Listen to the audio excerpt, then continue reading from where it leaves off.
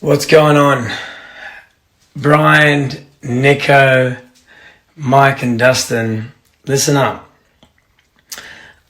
Pitch Black was one of my first jobs. Vin wasn't even like a star then. Vin Diesel wasn't even a star then. I remember when I was shooting, I was 15 years old when I was shooting Pitch Black. We were shooting in Coober Pedy, and I was living in Sydney, and they used to fly me to Coober Pedy and Queensland, the Gold Coast.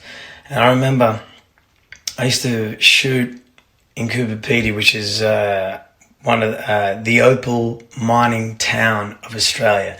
99% of opals are mined in Coober Pedy. This is where we were shooting. Mad Max was shot there too. And I remember when I used to shoot in Coober Pedy, and I used to hang out with Vin and Cole, and David Toohey was the director. He wrote The Fugitive. And I used to come back to school after I was shooting, and I would come back to school and I'd be like, I'm shooting Vin Diesel. Do you know who Vin Diesel is? And all my mates at school are like, Vin Diesel, who's that? Who's Vin? Who's Vin Diesel? I'm like, you don't know who's Vin Diesel? Because everyone on set was like, Vin Diesel's the next thing. And I'm like, amazing film. Obviously started Vin's career. And, that was my first major job into like a Hollywood big budget film. And that was amazing. But I just want to say to you guys, I'm sending you love and strength and power. And I just want to say, listen, before you do anything, don't go out there. And I'll see you guys soon.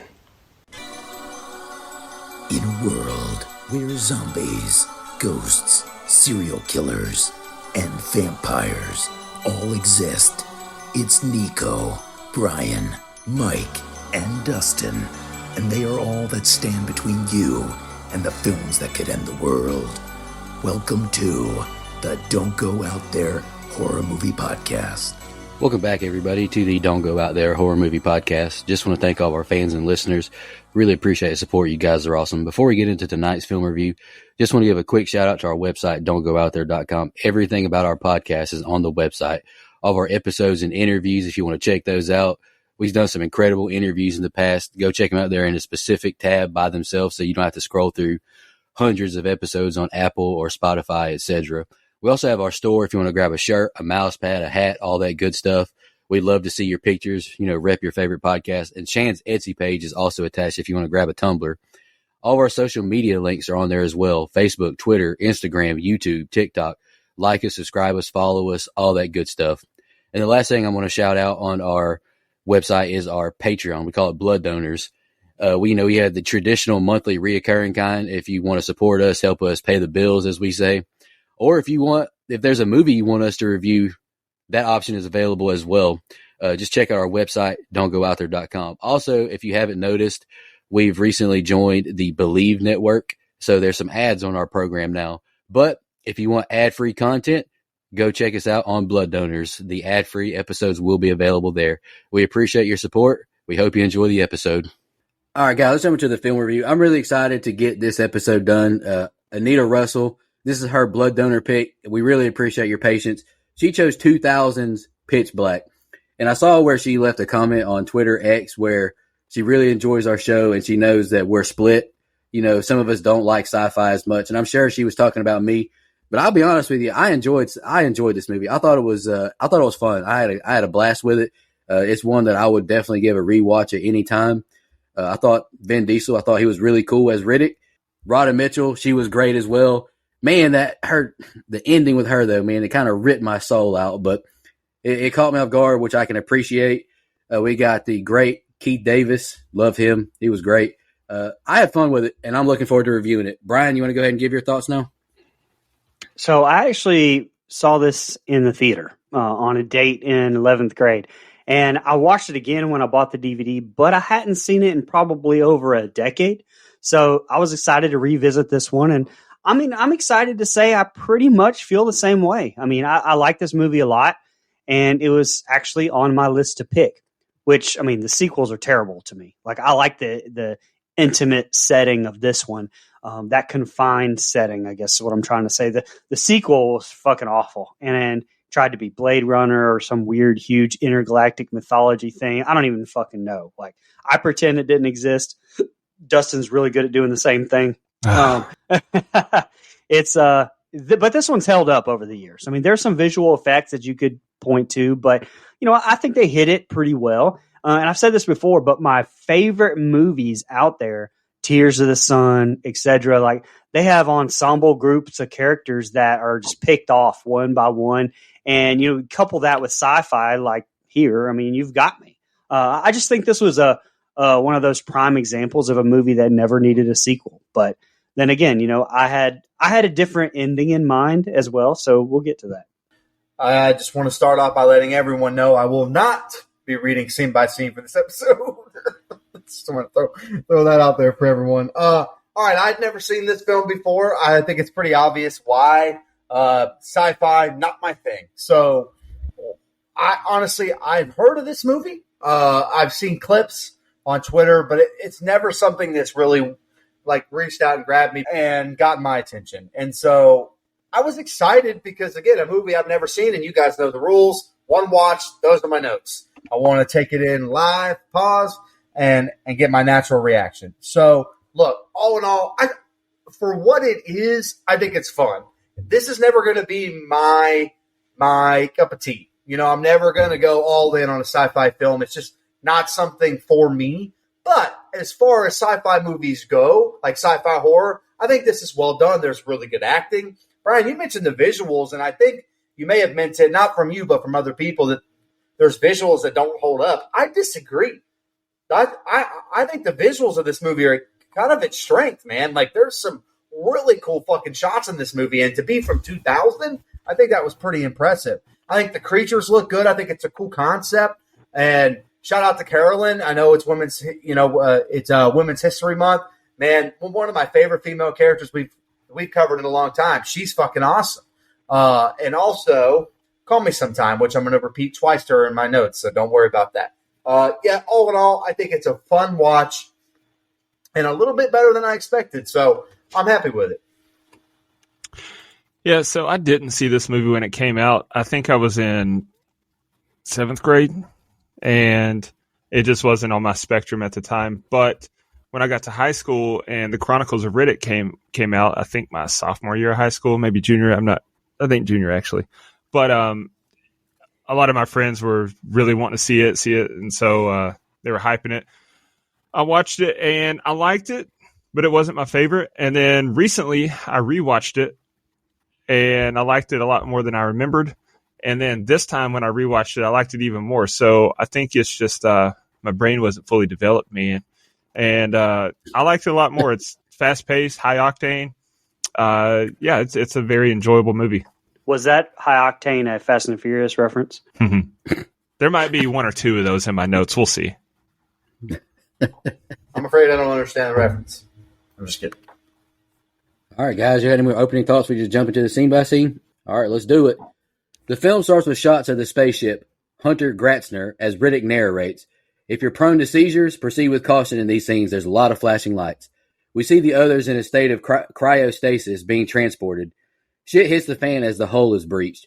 Fry lets herself out her chamber, as does Owens. They realize the captain is dead and begin emergency takeover of the ship to get it back on track. She begins purging parts of the ship to get it level. She says it's too heavy in the ass. She tries to purge the entire ship. I'm not going to die for them, but the lever jams. The ship crashes on a planet, skidding across the surface. John scopes out the ship, but is grabbed by Riddick with his foot shackles. He gets free, beating him with a nightstick or something like that. Jump scare as we realize Owens isn't dead yet, having his chest punctured. Imam and his 3 students begin praying. Paris and Shaza both agree they're having trouble breathing, as Fry tells them it was likely a rogue comet that caused the crash. Johns tells Fry it's best to keep Riddick locked up forever. He's very dangerous. Riddick sees a break in the beam he's cuffed to and pops his shoulders out of socket and gets free with the torch. The crew gets weaponed up as they realize Riddick has escaped. Paris shows them there are 3 suns, so much for nightfall. Johns gives Zeke a gun and says, 1 shot. Kill him if you see him. Brian, that's the opening set of scenes. What do you think?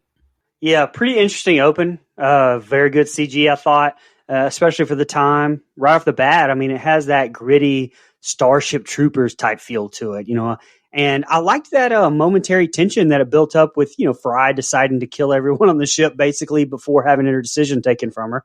I'll talk a little bit more about that later in the last set of scenes or so, but I feel like that it was a good enough moment there that it didn't really need revisiting later on. Radha Mitchell, by the way, Man on Fire, Silent Hill, London Has Fallen. I love that Has Fallen series, by the way. Fucking incredible. But, I mean, she does fine for what she's given, but I'm going to disagree with you, Nico. Like, I'm just not a fan of her character, to be honest. I mean, she got on my nerves. And let me just say this right off the rip. Rip. But anyway, since we're talking about the cast, y'all brought up Cole Hauser. First of all, it took me an embarrassingly long time watching Yellowstone to realize that Rip was Cole Hauser because of the beard and whatever. So whatever, shut up. My point is that my Cole Hauser, this is Too Fast, Too Furious, bad guy Cole Hauser. And he steals this movie from me. Like Vin Diesel can fuck off. Like this movie is badass because of Johns. And I'll die on that hill, in my opinion. Is Cole Hauser related to Doogie? He is not. He is not. Oh, okay. You also said my Cole Hauser, and I was like, who the fuck is Michael Hauser? Oh. I like that. That was like the rapist joke on Saturday Night Live instead of therapist. That made me. Come on out, you rapist. Oh, sorry. Fun fact, and I'll shut up. Diesel actually performed the shoulder dislocation stunt for the crew, holding a chain between his hands. And although he couldn't do it with the cuffs on, apparently, so the version we would get is mostly him with some special effects thrown in. But that's pretty cool regardless. Just good opening. Lots of funny ass lines, in my opinion. I mean, Hauser's delivery of motherfucker made me laugh. And John's telling Paris the tribe went extinct because they couldn't hunt with fucking blow darts. Like, that was perfect again, too. Again, Hauser steals it. Best lines, in my opinion. You said you don't like the character of Carolyn? Not really. She gets on my nerves. Hey, go fuck yourself, pal. Anyway, that's my new queen. Sorry.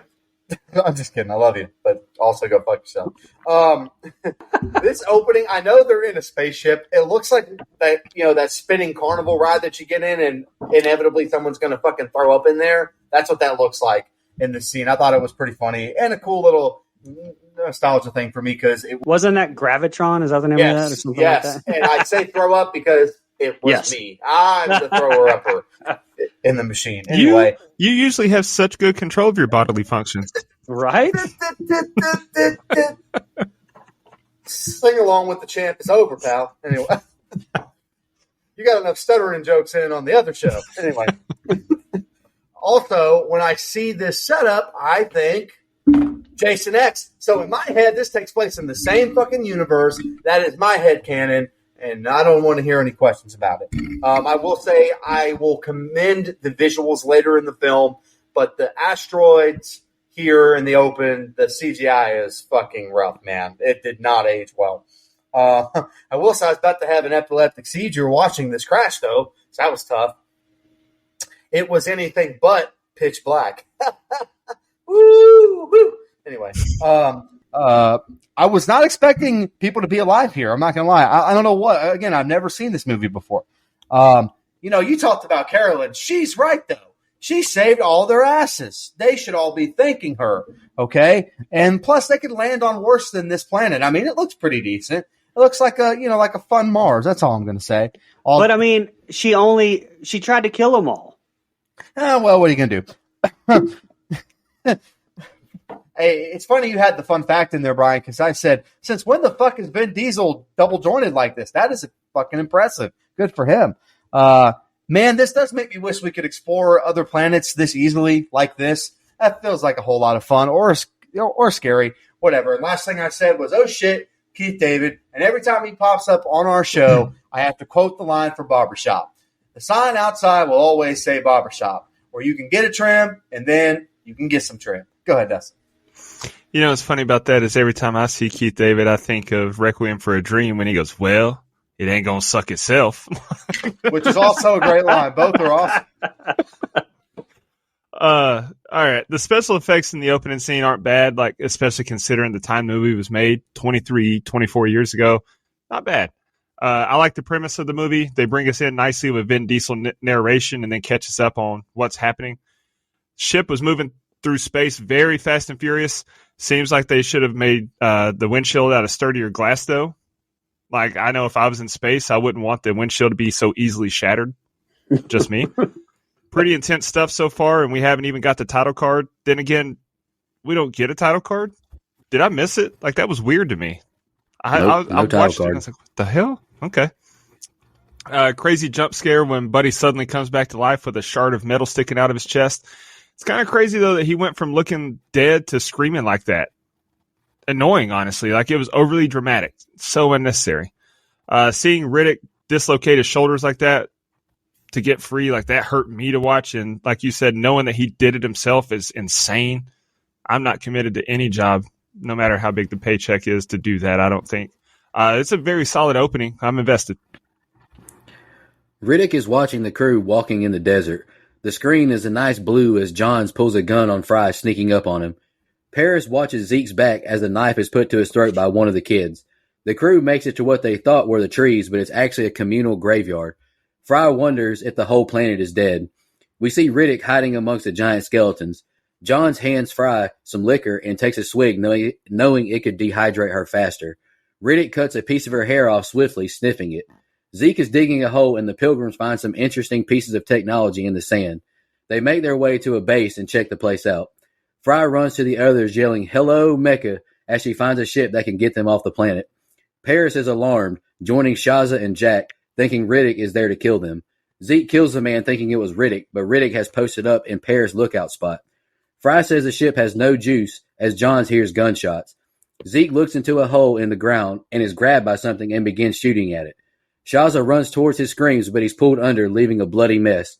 Riddick appears and runs off. Johns trips him and removes his goggles. Shaza attacks him too, asking what he did to Zeke. God damn, I got Mike syndrome going on. Riddick is cuffed again as Fry. Go fuck yourself. Riddick is cuffed again as Fry asks, "Where's the body?" Riddick says, "It ain't me you got to worry about now," as she asks to see his eyes. He leaps towards her, revealing his bluish silver eyes. Jack asks how to get eyes like that. Riddick can see what happens in the dark with these modified eyes. He says he's killed before, but not Zeke. All right, Brian's next set of scenes. What do you think? First of all, 3 sons. God damn. I'm glad Kubrick did not direct this movie. Second of all, hey, you know what? Go fuck yourself, pal. wait, what? Second of all, tomorrow.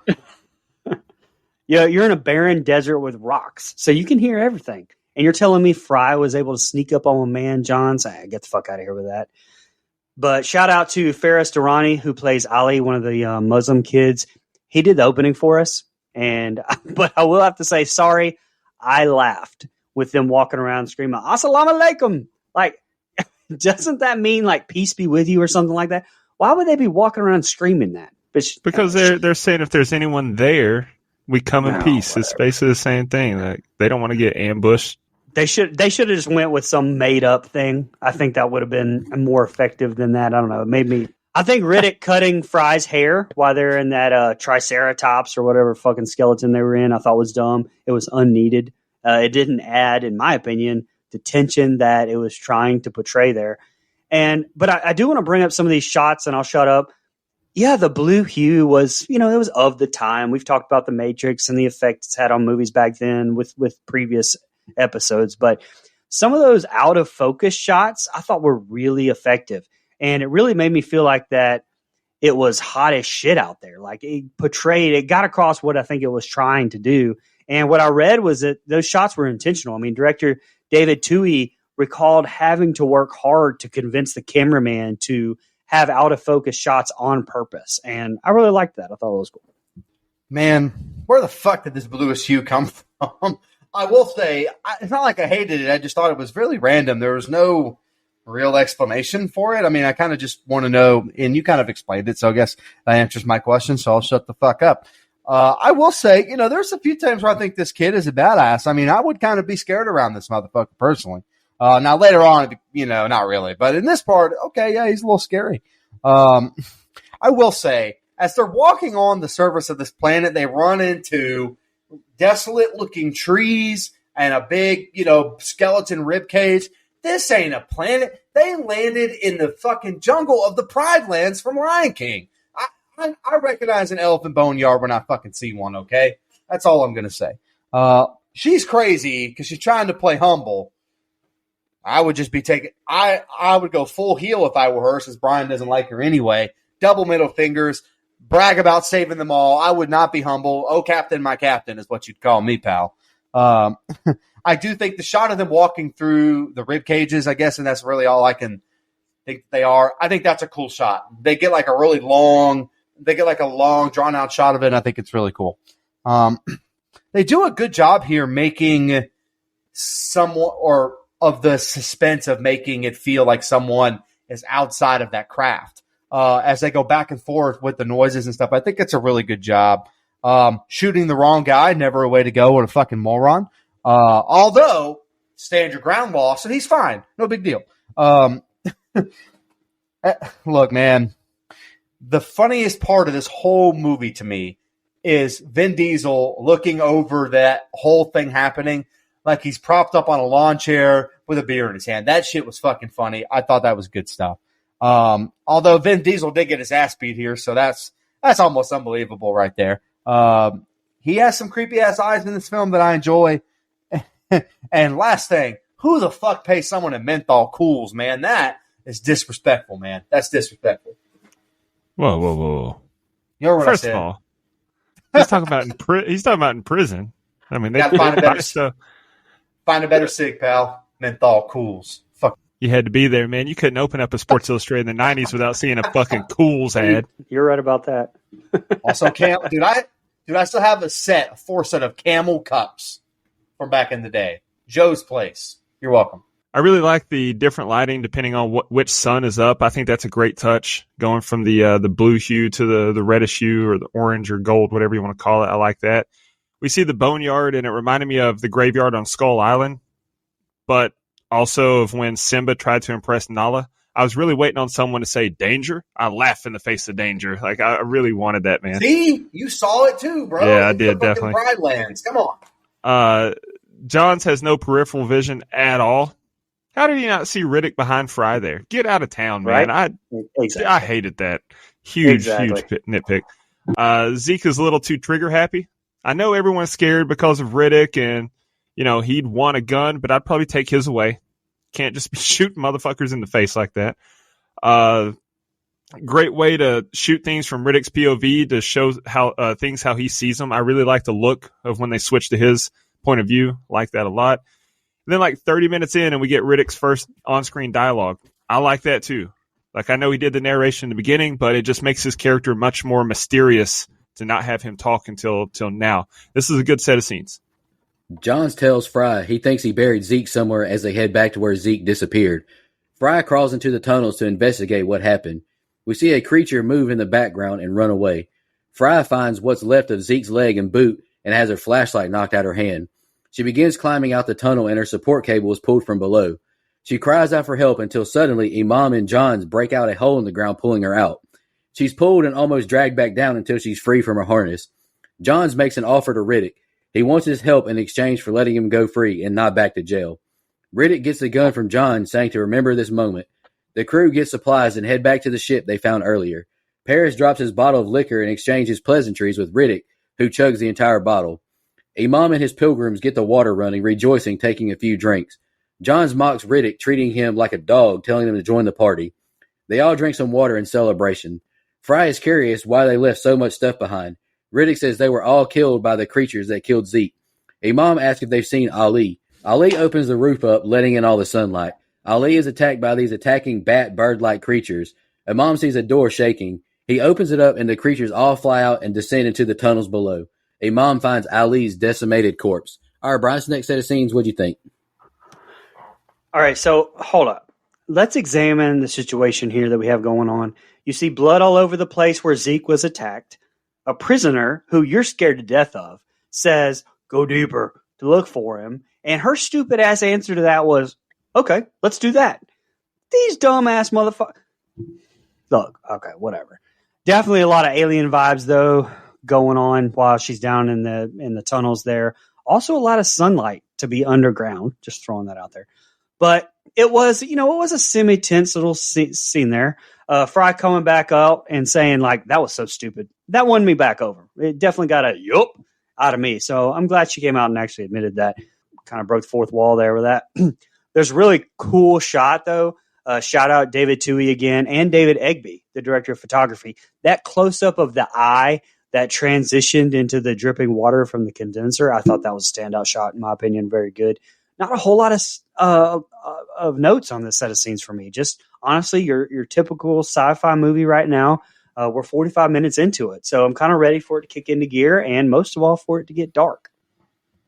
Yeah, I will say this is really where I start to feel like, all right, man, is something going to happen, or what's going on here? And again, a little biased because of my not super great love for sci-fi movies. But anyway, I understand blaming Riddick right off the cuff here, but I mean, we can at least try to look for other suspects of what went down. I mean, I feel like I know he's the criminal on board, but I don't know. Anyway, I will say the foot being cut off there, I thought that was a pretty good jump scare. That got me a little bit. It was out of nowhere. I thought it was really well. We are, I know I kind of complained about it, but we are picking up intensity a little bit at least here in this set of scenes. Like I said, stuff's finally happening. And then it's another fucking scene where, Carolyn's kind of crawling through whatever you call that, I guess a tunnel, where I feel fucking claustrophobic. And that is one of my least favorite feelings in the world, is to feel claustrophobic. I wouldn't have not done what she did. I don't know, man. Like, and again, I've never seen the film, so I've only taken this in one time. Pause. And I kind of side with Riddick on the Riddick versus Johns situation, like already very early in the film. And I know it's probably designed that way, but again, only seen the movie one time. So this is my notes on that watch through. I mean, what's stopping him from killing Johns here, though? He's a fucking dick. And I know he's you said he made the movie for you, and I understand that from a character standpoint, but he is an asshole. So at the very least, I feel like Riddick could have offed this guy a lot earlier. Like I said, at the very least, the visuals of this film are very interesting. The switching of hues back and forth, and I think, the backdrops of these, like, other planets and three suns and all this stuff, I think it makes for, attention-getting visuals that I really like. I would tell these space birds to leave Keith David alone, goddammit. That's a fucking pop culture hero. You leave that guy alone. And I will say, last thing, the corpse shot, great. I thought it was a great shot. So when Fry goes crawling into the hole looking for Zeke, I can't help but wonder why there wasn't a trail of blood. Like, it was pretty bloody when he got dragged down there, and then there's just no blood anywhere. All right. Great shots of the monster behind her on the cave wall, or the creature, or whatever you want to call him. Great way to build tension there without being too over the top. The cuts to Riddick yanking on his restraints was odd to me, though. Like, it's really unnecessary. We know he's chained up. You don't have to show him flapping his wings like a damn bird while he's chained up. I don't know. It didn't work. But I do like how he returned the favor to John, saying, I want you to remember this moment. So it's like they owe each other some sort of gratitude and kind of holds each other at bay. I like that a lot. Then he joins the makeshift crew, and it's like they're a family, dare I say. Okay. It's always funny watching movies that are 20 plus years old and are set way in the future too. Like, the graphics on their computer screens are so outdated. It was funny to me. Like, I laugh at it anytime I watch an old movie that's supposed to be set, 30 years from where we are in present day, and the computer graphics look like something we had in 1996. I don't know. The action's really picking up though in the set of scenes. I like it. I like where we're going. Johns drops a green flare into the tunnel as Riddick describes what he believes happened to the previous group. John says to stick to the light. The creatures like darkness, as Fry realizes the samples are dated. She realizes it's time for an eclipse to happen as Riddick asks if they're afraid of the dark. Great show from my childhood, by the way. Johns tells Fry how Riddick escaped, and Johns plans on backstabbing Riddick. Fry wants to stick to the original plan. Johns doesn't want to give him another chance to steal another ship. Riddick is outside the ship shaving his head for some reason. Riddick appears with Fry and begins questioning her about his escape and her thoughts. She says she's scared of him. He asks her if he can trust Johns. What does she think? He reveals Johns isn't a cop. He's a bounty hunter. Riddick is unsure what happens when the lights go out, but once the dying starts, this family will rip itself apart.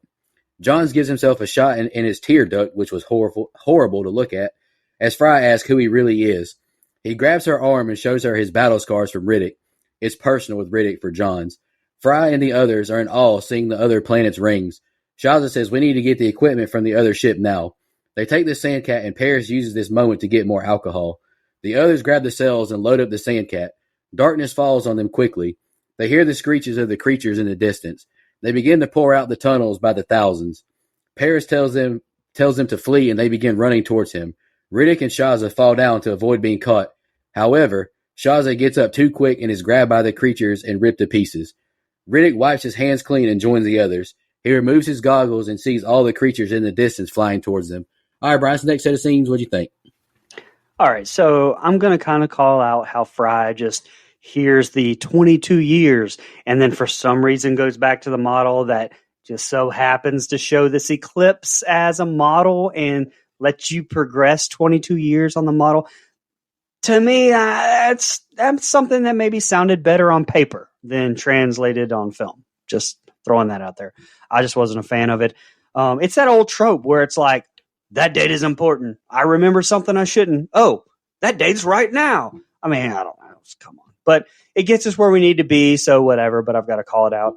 I just think it would have been fine I think it just would have been fine with them just noticing that, an eclipse is happening, right? Instead of like expecting it. I don't know.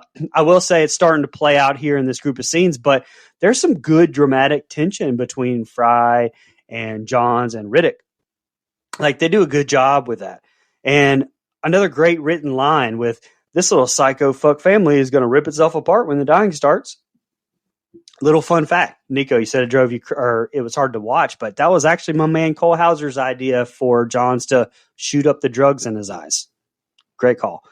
And I don't know which version y'all watched, but if Dustin watched the DVD, he watched the unrated version.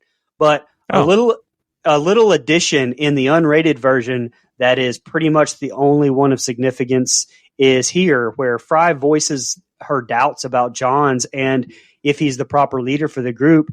And then we also get to learn that Johns was shot by Riddick and that the bullet is still in his body, and that's why he needs morphine. But in the theatrical version, it just seems like John's a junkie and shooting up morphine. So that is a pretty noticeable difference in the two versions there. And last thing, is it just me? Or, I don't know, maybe it's just because it's an alien planet, but goddamn, that moon moved fast as fuck to cover up that sun, didn't it? Like, great kill, though, with Shaza being ripped apart. Go ahead. Things move different on other planets, brother, so I guess you never know. Also, what the fuck are we changing filters again for, man? And what the fuck? I don't understand the decision. Again, it doesn't look bad or anything. I will say the green flare going off with that, bluish hue, I thought looked pretty cool. But I don't know. I don't understand it. Yeah, man. I mean, this, you mentioned it. The conversation between Johns and Carolyn is super effective to me. It gets across everything that's gone on in the past, with Riddick. And I do think they kind of, in my mind, I wasn't all the way out on Johns at this point, but I'm kind of switching here. Like, they almost do a double turn. Or not that Carolyn was ever bad to me, but I think maybe intentionally she was, like you said, annoying. And then now we get Johns. And I feel like they kind of do, the old wrestling double turn here. Well, I felt like it was very effective, and it got me more interested in the character of Riddick. Right now, he's the muscle. He's a criminal. We don't know a whole lot about him, except for his funky eyes. And now we know, we have a little bit more backstory. I will say, it looked like this man was shaving his fucking head with maple syrup. So that was something.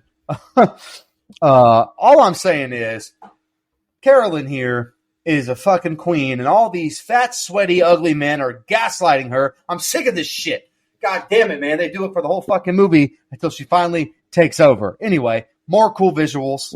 It looks like just another planet's gliding by. I guess that's what it is. But anyway, I would also like to ride a buggy around on another planet. That would be fucking fun to me, man. I used to go mudding in those things because I'm from the fucking middle of nowhere and you have nothing else to do. So I would love to do that on, say, Mars or, in Lion King, Pride Land, whatever. I will say the minute I hear these creatures make noise, man, listen. I've shit myself from too many shots of Rumpelmints. I would shit myself from seeing these many creatures. Absolutely fucking not. Get me out of here. Goddamn Shaza, I wrote this. Goddamn Shaza, they tore your ass to pieces. It's Jova for you. Last thing, I thought the goggles looked, and seeing it through the goggles, I thought was, again, pretty cool visuals. So that's all I got. So it's a big epiphany when we find out there's an eclipse every 22 years. I really like that. It's like the first time that she's playing with the little model there and you see the ticker, it doesn't really click. And then when you hear, oh, it looks like they were gone 22 years ago. And then when it clicks to 22 eclipse, I thought that was really well done. A little over 53 minutes into the movie, and Toretto finally says family. I love it. I also like his dialogue with Fry, letting her know that Johns is more Brian Spillner than Brian O'Connor. That was good to know. Good comedic timing with the leave him. He wouldn't wait for us. And then he pops up. He's like, oh, thought we lost you. I love that. That was brilliant. I don't know how they landed on letting Shaza drive, but she was slamming into walls like a poorly endowed fella on prime night. She wrecked the hell out of that short drive. Women drivers, am I right? Okay, I'm kidding. But damn, she was beating the walls up. The screech when it's getting dark would make your bowels evacuate. Not what you want to hear. Then seeing all those creatures fly out. Yeah, I'm finding somewhere to hide. Great kill of Shaza. Holy moly. Like you said, they ripped her in two. I thought that was awesome. Seeing all the creatures in Riddick's vision was also awesome. Really love how those shots are captured. I'm fully invested in the movie at this point. Each set of scenes hook me more and more. It's like they keep getting better and better. That's a great way to make a movie. Yeah, I agree. Jack is still upset over Shaza not staying down as they navigate through the dark ship. A mom thinks the creatures use sound to find their prey. Paris complains they're trapped in an even smaller space as a mom almost has his head pierced by the creature through the door. Riddick cuts them into another part of the ship and they barricade it off. Riddick and Hassan are essentially trapped by a creature in the room. More appear now as Riddick fades into the darkness. Johns opens fire on the creature as they realize light hurts the creatures. It scalds their flesh. Hassan joins them as they talk about all the means of light they have, and Fry wants to stick to the plan and drag the cells back. Fry calls Johns 79 kilos of gutless white meat who can't come up with a plan. Fry says Riddick can get them there in the dark. They exit the ship and Riddick leads the pack. He thinks it looks clear until a creature jump scares them, and he jokes, looks clear again. They load the cells up and get as much light as possible. Riddick says, watch your cuts, they know our blood now. The crew begins their trek to the ship as the creatures are all around them waiting on a mistake. Jack is almost attacked by the creatures and Paris panics. He crawls away into the darkness, disabling the light ropes or whatever those were. He takes a swig of liquor and spits it into his lighter, and we see he's surrounded by the creatures, which tear him to shreds. Fry asks, do I even want to know, as Riddick looks on. All right, Bryson, next set of scenes, what'd you think? Those were light ropes from the skating rink, I'll tell you what. Look, so being under the cloak of this eclipse and making the movie dark, I thought was smart. Like, it helped to hide some of those production limitations that, we brought up at the start with the budget being smaller and the CG at the time, which, does still, in my opinion, rear its ugly head a little bit here. But my only complaint is that this whole thing and getting darker didn't happen earlier. But then again, we didn't really see the creatures before. And so, now this is a good way to, hide those imperfections if you have a low budget and the CG isn't what you maybe want. And, now since we're trapped in a much smaller space, at least some of the time here, we get some of that claustrophobia aspect that I think is pretty effective here in the set of scenes. Such a badass shot, I think, when Riddick looks up and we get to see predator vision of the animal, and then he slowly backs into the shadow. Very cool sequence there. Also with Hassan dying and them realizing that, light hurts them. I love that whole little set of scenes. And I loved, you brought it up, though. I love that fucking dialogue and exchange between Riddick and Johns where he goes, looks clear. Monsters fly through with a jump scare. And then he's like, what's it look like now? Looks clear. I don't know. It's just a great line there. I loved that. And the first time you watch this movie, when Riddick mentions about them, minding their cuts because, the monsters are smelling blood, and then Jack looks scared. Like, you think that he or she or whatever is just scared. But obviously you find out why later. So that's something that's cool and caught on a subsequent rewatch.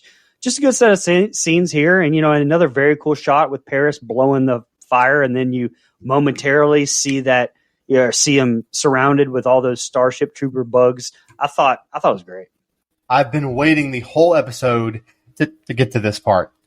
The line, "I'd rather piss glass," is the first thing I'm going to say the next time one of you fuckers let me watch a comic book movie on this show. Anyway. Jesus. Sorry, my bad, everyone. But no, seriously, great fucking line. I'm stealing that for my everyday life. So the man Riddick here is a little bit of Dusty Rhodes. He knows how to do everything. He's a common man. He can fix shit. He can break shit. He knows all kinds of stuff. He's got all this knowledge. So, I mean, man, he's got a little bit of everything going on. Man, what the fuck was this creature thing, man? This planet has worse wildlife than Australia. I'm sorry to any listeners in Australia. I'm not saying the whole place has bad wildlife, but there's some crazy shit in Australia, okay? Listen, all right, I'm going to give Brian a little bit of leeway here. My queen, her plan is bad, okay? This is not a good idea, although she's still a queen, so we're going to listen to what she says and shut the fuck up. And John's is kind of a dick about it, but anyway.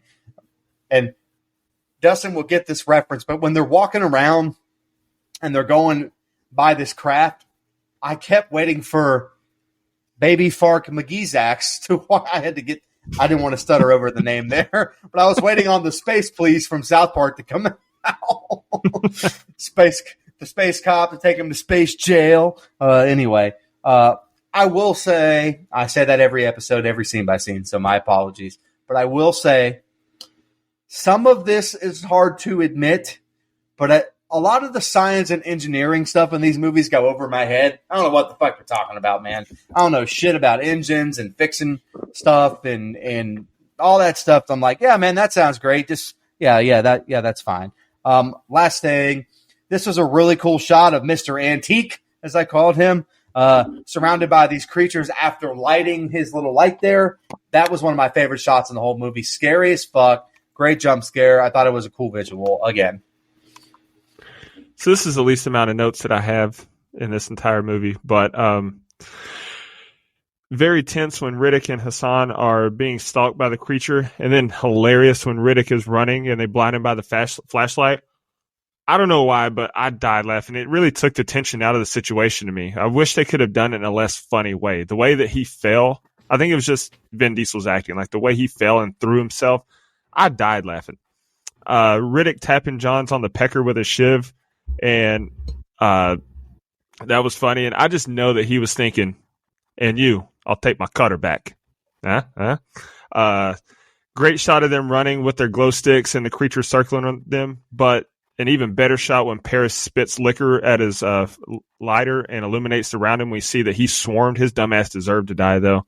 So a lot of action, a lot of stuff's happening here. I just didn't really take much notes. I think I was too hooked in the movie. Paris is the guy who just got on my nerves in the movie. Fry asks if they're getting close and can we pick up the pace. Imam asks if they're lost, and Riddick bought time and found the canyon. He reveals Jack is actually a girl and is menstruating. Riddick says they've been following them after her blood.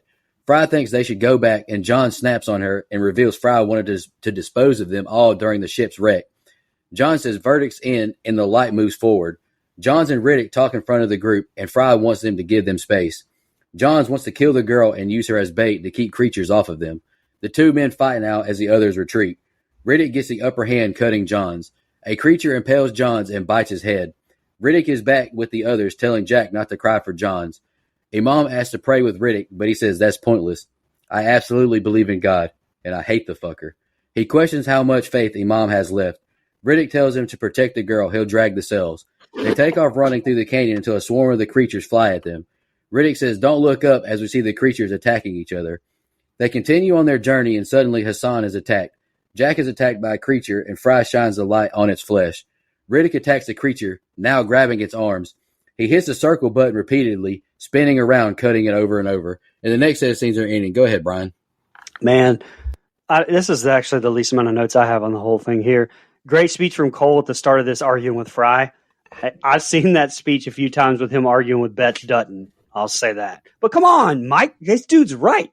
Why is he made out to be the bad guy? Butch up and stick a cork in this fucking kid and let's go. Carolyn, how much do you weigh now? Man, fucking right, man. Let's go. The fight with them, it was fine. Like, we knew it was coming. It was some decent choreography, but it was a little bit underwhelming, if I'm going to be honest. Great kill, though. I think with him getting his head eaten off is definitely worthy of my guy, Johns. I'll also say I really did love the exchange between Riddick and Keith David about God. Great setup, too, for the next set of scenes where Imam tells Riddick, there's my God, Mr. Riddick. You know, kind of jumping ahead a little bit, I know, but that was actually not scripted. Keith David just improvised that, and Tui kept it in. Pause. I will say, again, I hate to be critical of my queen here, but she kind of is like, can we pick up the pace? And it's like, hey, you know, we don't really know what the fuck is out here around us, okay? We don't really need to pick up the pace. I feel like that was hurried or being hurried for no reason. I will say I feel bad for Jack here. It's a pretty touching scene to see Carolyn and everyone kind of take Jack in like that. And I'm just like that, no longer mad at my queen again. Fuck you, Brian. Johns, I will come fuck you up for being an insensitive prick, you son of a bitch. I feel like Alex Jones, you goddamn son of a bitch, you piece of shit. Anyway, sorry. I will slap Johns the way The Rock and Cody Rhodes have been slapping each other, pal. Don't fucking tease me, okay? Anyway, I will say another cool visual for the 13th time. The green light from the flare is providing a really cool visual for me. I'm enjoying this. And like I said earlier, I knew Riddick wasn't going to end up being the quote-unquote bad guy here. I mean, I guess he technically is a little bit, but I think deep down he's kind of a good guy. Fuck you, Johns. Let's go. You're fucking dead, pal. That's right. And you died like a broke-ass bitch. So fuck you, Johns. Anyway, I do love this scene with Riddick and a mom. It shows a different side of Riddick, and I really like it. Some of these shots where the creatures are flying around, really badass. I think they hold up really, really well, and they've withstood the time over 24 years. Go ahead, Dustin. Mike, you just said something reminded me of probably my favorite Disney Pixar movie, Wreck-It Ralph, when you said, I think deep down he's a good guy. You're like, Zangief is bad guy, but that doesn't mean I am bad guy. So that was funny. You know, asking if they're getting close and wanting to pick up the pace, I just know Riddick was thinking they should live their lives a quarter mile at a time. Crazy twist that Jack is a girl, but wildly out of pocket from... Listen, pal, that was good. It's a crazy twist that Jack turns out to be a girl, but it's a wildly out-of-pocket line from Johns when he says, butch up and shove a cork in the kid. Jesus, pal. Holy shit. Not really a fan of the cuts from John's eyes to Riddick's eyes like that before they fought. Like, once or twice is fine, but as many as they did was just so excessive, and it came across as cheesy and funny to me. Another great kill when Johns gets his head bit off by the creature. I thought that looked great. I like the angle that they used. It was all good. Do not look up. Do not look up. And what's she do? Looks up and freezes. Darwin was right. Survival of the fittest. She sucks. Riddick looking at Jack being in danger and then turning around was a clear fake out. He never turns his back on family. We knew better. We knew he was going to go back to help. It's another good set of scenes, and I'm getting ready for the finish. Well done, brother. Hassan falls over and it begins to rain. Riddick mocks Imam, asking again about his god. They hide by the walls of the canyon as Fry asks if they're close. Hassan is dragged up the wall by a creature and Imam cries out. Riddick moves a rock for the others so they can hide in the cave. Riddick drags the cells again as Jack asks Fry he's not coming back, is he? As the light they have fades out. Riddick makes it to the ship and the others look up seeing glowing insects. They stuff as many as they can into a bottle as Riddick gets the ship in working order. Fry leaves the others and heads to Riddick. He likes her survival instinct and laughs at her, calling him afraid. She asks for more light to go back for them. He says, come with me. I will leave you here. She begins to weep, saying she can't as he extends his hand. She walks up the ramp and has flashbacks of the original crash. She leaps on him and says she's the captain and not leaving anyone on this rock. He overtakes the situation, asking if she'd die for them. The rock begins to move. It's Fry and Riddick. The four sprint to the ship in the rain. They pause as some creatures fight each other. They run past him, but Riddick falls behind. He's trapped by the creatures. Fry runs towards Riddick, screams. He's alive but injured. She helps him up and says, "I'd die for them, not you." Suddenly, Fry is impaled by a creature and taken away. Riddick gets the ship fired up as the Imam says there's so much prayer he doesn't know where to begin. Riddick cuts the ship's lights off, attracting several creatures.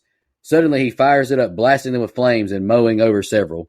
He tells Jack to say Riddick is dead somewhere on the planet. The film ends with the ship flying away from the planet. Brian, what'd you think about that ending? Yeah, this may be unpopular opinion, but by the end of this stuff, I'm not a huge fan of Fry, like I mentioned. I mean, her whole redemption arc being, based on her trying to jettison everyone at the start of the movie was just kind of weak to me. I mean, I would have rathered it been something that we heard about, maybe that she struggled with and that we didn't actually really see on film. I don't know. It didn't hit like I thought it would. And I didn't really care a whole lot about her dying. Like, I mean, yeah, it was unexpected. I thought she'd be the survivor. I'm definitely fine with her not being. But I do think that Riddick should have been the one who sacrificed himself. Like, we didn't need a sequel to this. I always thought that anyway. But, I read that it was actually the original plan to have Riddick die, but they changed it on the fly for more money and franchise reasons. That usual age-old story. But, obviously now that the sequel sucked ass, I thought that it reinforces, that whole thing even more. But, that's Monday morning quarterbacking. And like we discussed, I have no issue pretending the sequels didn't happen. So, but in this one, I do wish Riddick had bit the dust too. And just the kid and Keith David's Imam had survived. Or hell, even better, have Riddick strand them all and fly away. The end. I would have respected the hell out of that. That would have been funny as shit. Buddy, you are 7 hours and 12 minutes away from me, pal. I will come all the way there to take a shit on your porch, and you see how you like it. Anyway. Jesus. Sorry, Brian. My bad. That was an overreaction. You're emotional. My fault. Man, I just can't believe they were – look, man, you can say what you want, but they were just going to leave all these other people to die. I mean, I get, it's everybody for themselves out here, but damn, man, that's fucking tough. Also, it rains on this planet? What the fuck? That was so unexpected to me. Like, again, I have no prior knowledge of anything, but just to see it rain on what's supposed to be another planet is fucking wild to me. That's a tough ending for Hassan, man. That's a tough way to go, not going to lie. Again, I've kind of been waiting on the part of the movie where Vin Diesel gets to be this, bald, muscular badass, and we finally get a little bit of that here. You can say what you want. Badass woman here. The GOAT convinces Riddick to go back for everyone because she would die for these people. What a fucking GOAT, okay? The rain adds a lot to these scenes, in my opinion. Not that the creatures weren't scary enough, but the fact that all this is happening in the rain where it makes it even harder to fucking see what's going on. It's just another obstacle, and I like that. I'll say I was really all in on this film until this goddamn ending. How dare you sons of bitches kill off my fucking queen like this? And I got to be honest, when she's flew out of the air, the fucking bridge to My Heart Will Go On hit in my head. You know the one. Yeah, that fucking hit. That's how devastated I was. That shit was sad, son. Took my score down a whole point. Sorry, Anita. Hassan getting snatched up like that was great. There's no downtime here. They're still in danger, and I like how they did that. Turns out Riddick can turn his back on family. He's not Dominic Toretto. Holy shit, man. Just abandon everyone here. That's the plan. All right. Bold move by Fry to attack him. Good thing he didn't have a torque wrench handy is all I'm saying. Damn.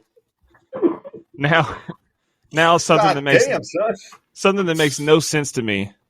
When Fry was going back, or she was going to go back by herself to get the others, Riddick threw her one of those light belts or, whatever it was, threw her some lights.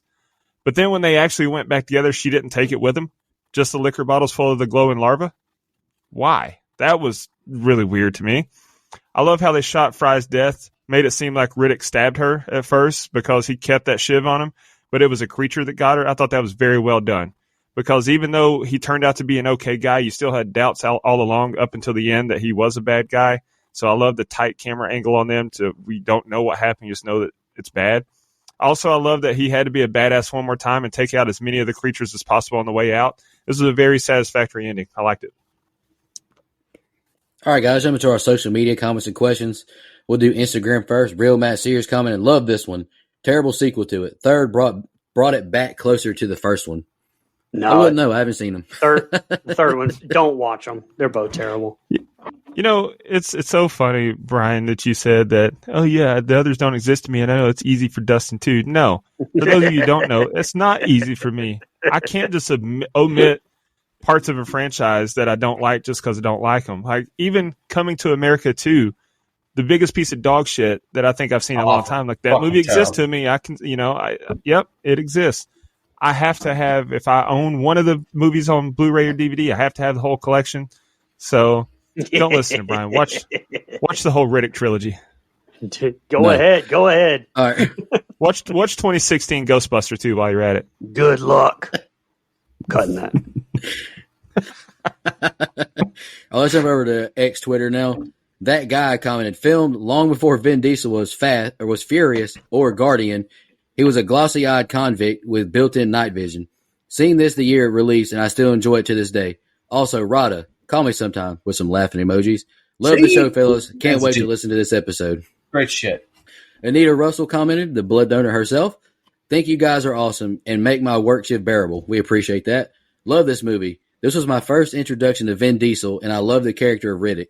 Can't wait to hear your take on it. I know some of the guys aren't sci-fi fans, so I expect a mixed bag. I don't know. I think we might all be in this together. We're all okay. Hey. Sean Irwin commented, I actually saw this movie after Chronicles of Riddick. Riddick is a great character and definitely smarter than everyone else in the movie. Though that's not exactly hard to do. Great movie, though. Definitely worth it. All right, Randy Smith, go Dogs. Actually, don't. Fuck them. He said, this movie is a great movie to sit down with the family and enjoy. It isn't amazing. No, it's a solid movie, but it lacks a rewatchability for me. And he used the Vin Diesel family gift. I can understand that. It's not super rewatchable for me, but I did enjoy it. Dustin, Brian, y'all got any fun facts you want to share? Yeah, I've got a couple. You want me to go ahead, Dustin? Yeah, go for it.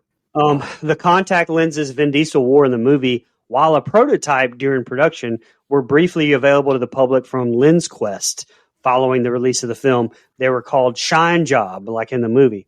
Funny, in 8th grade, that was the thing. Was trying to get those disposable like contacts, all crazy colors, 3 years before this movie. But just reminded me. So there you go. 2 fun facts in one. I thought you were about to say that was the thing in 8th grade, shine jobs, and I was like, "Whoa, you about to teach me something here?" Whoa, hey! I said earlier, it reminded me a lot of Alien to an extent, and to that point, this film developed from David Toy's unused idea for Alien 3 from 1992, involving a space prison. Although, I don't know why that said unused, because Alien 3 was in a space prison. So, I don't know. Man, I just work here. Whatever. That's all I had. All right. I got 4 here, it looks like. And, if I've repeat something that's been said in the episode, that's par for the course for me. The hot desert where they filmed was actually about 10 degrees Celsius, 50 degrees Fahrenheit. They were misting water on the actors to make it appear as if they were sweating. The full-size spaceship's stage used in the movie can be found in the Australian outback mining town of Coober Pedy in South Australia. Bought by a local businessman soon after the filming was completed, it sits out in the open. Entry to the site is on Hutchison Street, opposite Winch Street. It's marked to be seen clearly on Google Maps. More information can be found on the web. Really, I just include that because I wanted to say Coober Pedy. The character of Riddick was a woman in the early draft of the script. I think we said that one already. And then, I know you said this one earlier, but I'm going to say it again. If there weren't enough Fast and Furious references in this episode, Vin Diesel obviously played Dominic Toretto, and Cole Hauser played Carter Verone in Too Fast, Too Furious, which is why I said, and I'll take my cutter back. Don't worry about it, cuz. I said, forget about it, cuz. Man, I thought you were going to do 7 degrees of David Arquette there for a second. I was going to be like, all right, do that shit. Let's go. Oh, we could probably do it. Yeah, there's a way. I don't know, Vin Diesel and David Arquette ever been in a film together. All right, just so everyone knows, even though it happened twice ever, I remembered the budget and gross. Okay? All right. Fucking 300 episodes. Goddamn forgot twice. Anyway, the budget, $23 million, estimated, by the way. Gross worldwide was $53,187,659. So, safe to say, that's probably one of the reasons it got a sequel. Absolutely. All right, let's jump into our favorite kill, least favorite kill, and the rating. I'll just go first. Favorite kill, there was quite a few for me to choose from. I really liked, now I'm forgetting all their names. I like John's kill. I like Paris' kill, Shaz's kill. Even Ali's kill was pretty good. But after, some tough thinking, Anita, I chose Paris just because I really liked the lighter shot and then seeing all the creatures around him. But all 4 of those kills were really good. And, least favorite kill for me was definitely Fry. Not that it was bad. It was a powerful scene, but unlike Brian, I didn't hate Fry. I enjoyed her character. She had a little bit of a redemption arc that I enjoyed. Like you mentioned in your tweet, though, I'm not a huge sci-fi fan, but I had fun with this movie. It kept me entertained. I do think it's probably about 15 minutes too long. You could cut some of the stuff out, all this trekking back and forth and some dialogue. But I had fun with it. I would watch it again. I gave it a 7.5. Man, I had a lot of favorite kills, honestly. I think the funniest one I know I said it was a tough way to go, but the funniest one was Hassan to me for some reason, so that got a good chuck out of me, so I'm going to go there. My least favorite should be fucking obvious. Goddamn bastards killing off the best character in the fucking movie at the end. Anyway, all right, listen, so I had a fun time with this. Again, not my cup of tea, probably not going to rewatch it, but I think for what it was, I thought it was a lot of fun. And I think Vin Diesel was really good in this character, actually, and he's not like my favorite actor of all time. I don't hate the Fast and Furious franchise. It just isn't something that I'm like super duper invested in. They're fun popcorn movies to me. So it was kind of fun to see him in a little bit of a different role, and I thought they did a good job. I thought the acting was good. Visuals hold up over time, and I thought it told a good little story here. So all in all, I get this movie a 6.75. Okay. Let me go ahead and go real quick. So my favorite kill was Shaza. She got ripped in two and carried away, and it was awesome. It honestly reminded me of the pterodactyls in Jurassic World. So I thought that was pretty cool. Least favorite kill was Buddy at the beginning with the pole in his chest. Like, what a lame-ass way to go, and his jump scare pissed me off, so pissed on that whole scene. As far as my general thoughts and rating, it's a badass movie that has great natural tension built in and a great plot. It's underrated and underappreciated in the grand scheme of things. I don't feel like Pitch Black gets talked about enough. Everybody talks about Chronicles of Riddick for some reason that I know. I think it's because it came out when we were in high school. I do have some minor issues that I mentioned throughout the review, but overall it's a very solid movie. I gave it an 8. Okay, real fast and furious. I will best kill to me, Shaza ripped in half. Worst kill to me, friend of the show, for Astarani as Ali and is off screen. I didn't really care for that. My thoughts, super quick. A prime example of a movie that is done right on a tight budget. It's crazy that it's the only one in the franchise and actually has 0 sequels at all. Crazy. I actually gave it a 7.75. That gives us a composite score of a 7.5. IMDb has it at a 7. And Rotten Tomatoes has it at a 59%. So this movie is definitely more liked by the fans than it is the critics. Hell yeah, brother. Y'all got any final thoughts for Anita Russell's final girl donor pick before we just shout out our blood donors? No, thank you for doing it. Thank you for doing it. Absolutely. We really appreciate it. Absolutely. I enjoyed the movie. I was a little hesitant, but I really liked it. Let's shout out our blood donors. Really appreciate y'all. And let's start off with Anita Russell herself. Really appreciate your donation. And we also got another final girl donor, Christina Tower. Really appreciate it. Camper Level Reoccurring, Clayton J, Nina, Michelle Mirza, the Horror Movie Crew Podcast, Alex Seligson, Michael Evans.